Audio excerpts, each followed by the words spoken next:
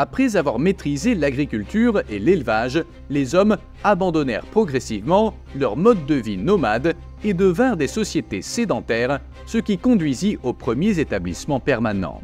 Cette rupture avec le passé nomade fut connue sous le nom de révolution néolithique. Certains de ces établissements continuèrent à se développer et leur population s'accrut. Le travail commença à être divisé dans cette nouvelle société, ce qui conduisit à l'établissement de classes de spécialistes dans certaines activités. Cela aboutit à une division de plus en plus distincte de la société en classes sociales. Le commerce avec d'autres colonies devint de plus en plus courant. Certaines de ces colonies se transformèrent en centres commerciaux, stimulant leur croissance et leur développement tout en donnant naissance aux premières villes. Les spécialistes affirment que les premières villes sont nées sur les rives du Tigre et de l'Euphrate en Mésopotamie, là où se trouve aujourd'hui l'Irak. Les villes d'Uruk et d'Eridu sont considérées comme les premières villes fondées par l'humanité.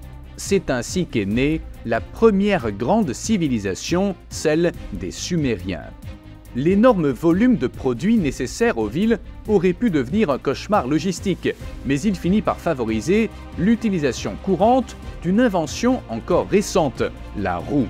La roue a peut-être été inventée en observant les troncs d'arbres qui étaient roulés pour déplacer des charges extrêmement lourdes. Les premières roues étaient massives et dotées d'essieux rudimentaires, mais ces mécanismes furent améliorés au fil des ans.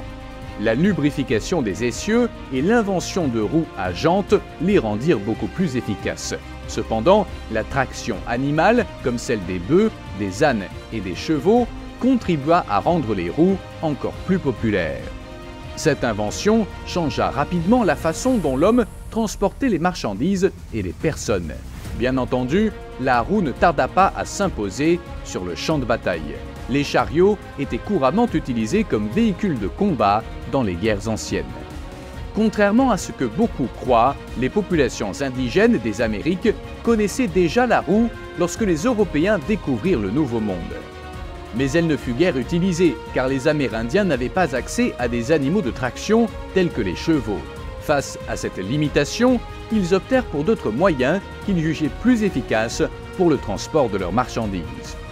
L'invention de la roue eut des répercussions bien au-delà du simple transport.